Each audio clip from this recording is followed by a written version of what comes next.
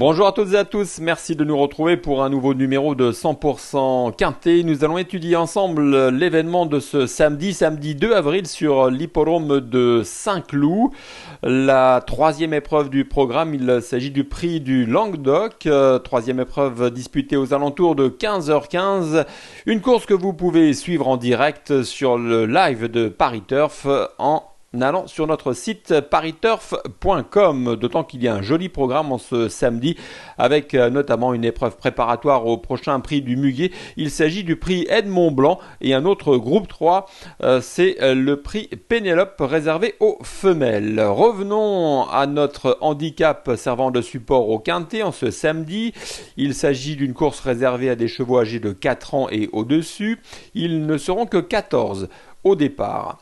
Il y aura 2000 mètres à couvrir et sachez qu'une lice sera portée à 10 mètres. Alors, vous l'avez constaté, il y a une belle perturbation qui traverse actuellement la France avec des pluies. La piste va donc s'assouplir et c'est un paramètre qu'il faut évidemment prendre en considération. En tout cas, la piste clodoaldienne va donc s'assouplir au fil des heures jusqu'à samedi, même si le temps devrait quelque peu s'améliorer durant le week-end. Voilà donc pour les présentations. Nous allons tout de suite attaquer le tableau des participants et regarder ensemble les forces en présence avec un quintet qui pourrait sourire, pourquoi pas, tout en haut à l'as Hugo's Look qui semble être sur la voie du renouveau. On va en parler d'ici quelques instants, associé à Maxime Guyon.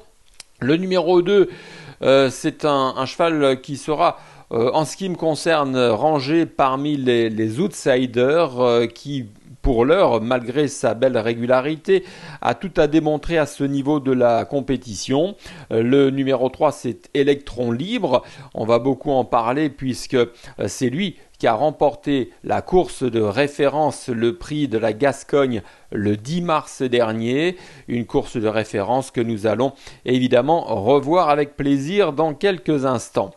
Il y a Villaro, le 4, qui participait à cette fameuse course de référence où il avait terminé à la 8e place. Il y avait Avdancer également le 10 mars. Avdancer, lui, terminé 4e. Le numéro 6, c'est Simon King. Alors lui, il a une course de rêve que nous regarderons avec Hugo The Look. Donc c'est intéressant d'analyser ces références. Le 7, c'est Ridwan. Ridwan, vous le connaissez, deuxième d'Electron Libre, mais qui avait notamment gagné un événement l'année dernière. Il y a ensuite le numéro 8, Salduro, qui n'est pas facile à juger à ce niveau de la compétition. On va attaquer la deuxième partie donc du tableau avec le numéro 9, Shifting Wind, qui, associé à Jean-Bernard Hecking, va également tenter de créer une petite surprise. Le numéro 10, Rue des Irlandais, c'est celle qui me pose problème dans ce quintet, puisqu'elle a une très bonne paire façon palmarès l'an passé à Saint-Cloud où elle s'était imposée de toute une classe et puis on a attendu une confirmation désespérément. Celle-ci n'est jamais venue, donc où en est-elle véritablement? C'est la question que l'on peut se poser, mais elle finira évidemment un jour à se rappeler à notre bon souvenir, comme on a l'habitude de dire. Le numéro 11, Casa Papa, c'est la grande forme. Le 12, Walcose aussi. On regardera une course de référence le concernant. Le 13, Daron. Et le 14, Bénémédé qui court de façon très rapprochée. Mais on mise sur sa forme du côté de Mathieu Boutin. C'est un cheval qui ne sera pas dérangé par l'assouplissement du terrain. Donc, malgré le fait de courir rapproché, il pourrait intéresser quelques amateurs d'outsiders. Voilà pour la présentation des forces en présence. Nous allons désormais attaquer le papier de ce quintet.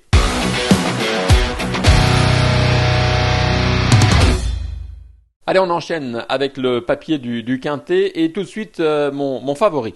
Alors mon favori dans ce quintet, ce sera celui qui a été battu dans la course de référence, le prix de la Gascogne le 10 mars dernier. Il s'appelle Villaro. Villaro porte le numéro 4. C'est un cheval que vous connaissez bien, entraîné par David Smaga et monté par Christian Desmoureaux. Une statistique qui plaît dans sa faveur concernant ce Villaro, puisque sur l'hippodrome de Saint-Cloud, il compte 57% de réussite dans les 5 premiers, toutes catégories confondues, toutes distances confondues.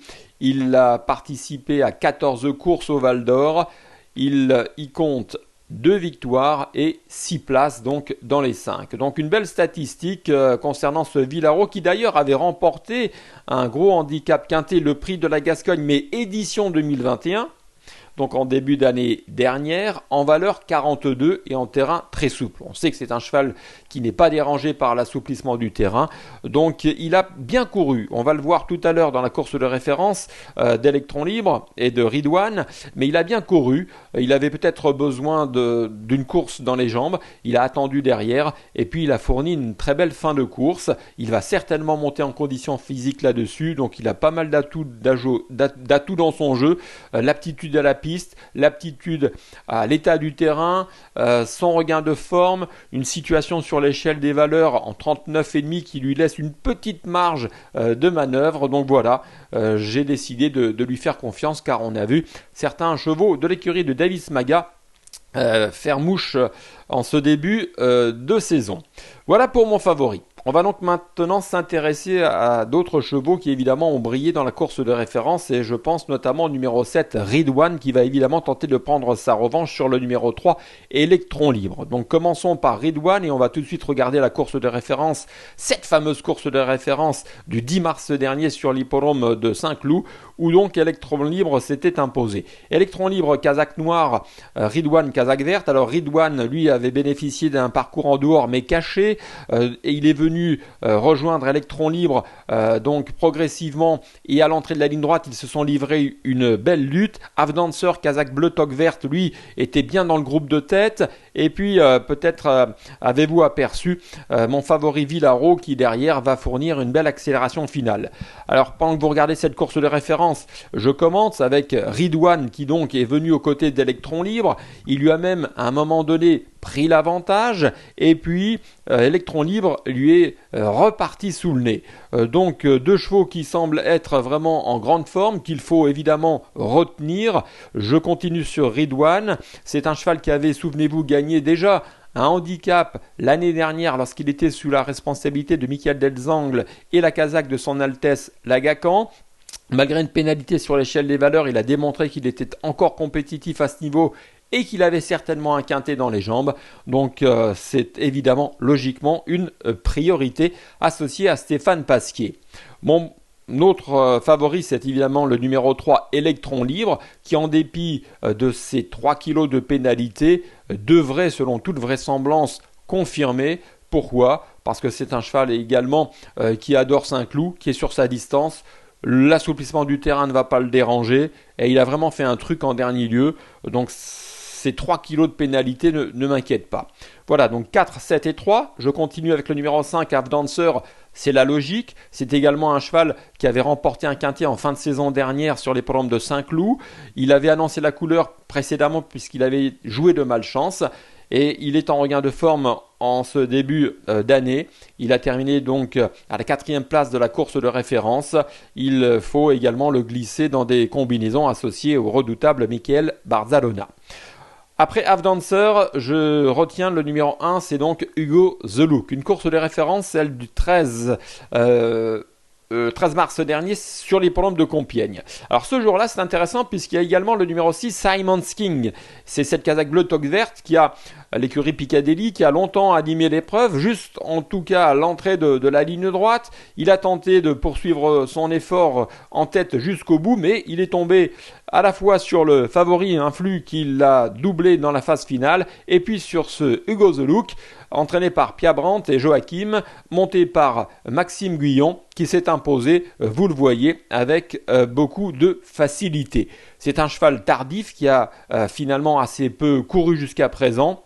C'est un cheval d'ailleurs qui avait débuté en s'imposant sur le parcours qui nous intéresse de ce samedi, à savoir les 2000 mètres de Saint-Cloud. Donc c'est vrai qu'en valeur 40,5, on a du mal pour l'instant à juger ses capacités à s'illustrer dans les grands handicaps. Mais sur ce qu'on a vu à la fois l'année dernière et sur cette victoire au Putois, j'en fais l'une des priorités. C'est, me semble-t-il, un bon cheval. D'ailleurs, je ne serais pas surpris de le voir gagner. Donc 4, 7, 3, 5 et As, voilà pour mes favoris. Avec le numéro, c'est le numéro 6 qui suit, c'est donc ce fameux Simon King. Je reste logique sur ce que j'ai vu en dernier lieu À ce poids-là, il est susceptible de briller. J'enchaîne avec le 11, Kiasa Papa.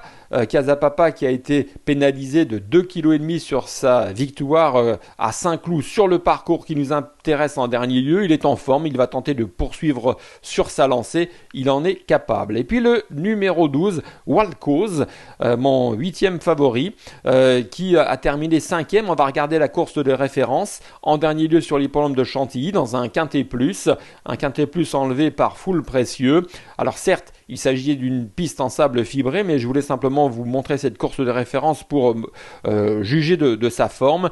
Et ce jour-là, regardez, Kazakh bleu et jaune, côté corde, il est obligé de temporiser un court instant derrière Dragonnet qui lui plafonne. Donc il est obligé d'attendre avant de trouver le passage, puis de donner un petit coup de rein pour venir finir à la 5e place. Donc sa forme est sûre et le fait de retourner sur une piste en gazon ne va certainement pas le déranger, me semble-t-il. Voilà donc pour mes préférés.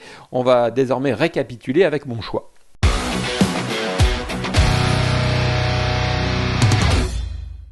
Mon choix pour le quintet de ce samedi 2 avril sur l'hippodrome du Val d'Or, avec donc le numéro 4, Villaro. Voilà, je le place devant tous ceux qui l'ont battu en dernier lieu dans la course de référence parce qu'il a des atouts dans son jeu et j'attends une progression de sa part, surtout avec l'assouplissement du terrain. Derrière, j'ai fait confiance au numéro 7, Ridwan, qui va tenter de prendre sa revanche sur le numéro 3, Electron Libre. Le numéro 5, c'est donc Half Dancer, qui est en très grande forme. Et puis l'As, Hugo The Look, qui va tenter de confirmer sa belle victoire acquise sur l'hippodrome de Compiègne. Nous allons nous quitter sur un conseil de jeu. Toujours à Saint-Cloud et dans la 9e épreuve du programme, le 908 La Barillette, qui participe à la 2e épreuve du handicap divisé, donc la 2e partie du quintet. Et la Barillette me plaît, c'est une pouliche qui avait terminé 6e le 19 mars dernier de philosophie, mais qui devrait monter en puissance, car l'assouplissement du terrain va également servir ses intérêts. C'est une fille de Zillion Bouti, associée à Michael Barzalona, qui a déjà brillé à ce niveau de la compétition, donc j'aime beaucoup ce 908 La Barillette qui tout de même va participer à une épreuve très ouverte avec beaucoup de partants, mais je compte sur elle. Voilà, merci de votre attention, merci de votre fidélité à notre émission et on se retrouve très prochainement pour un nouveau numéro. Bye bye.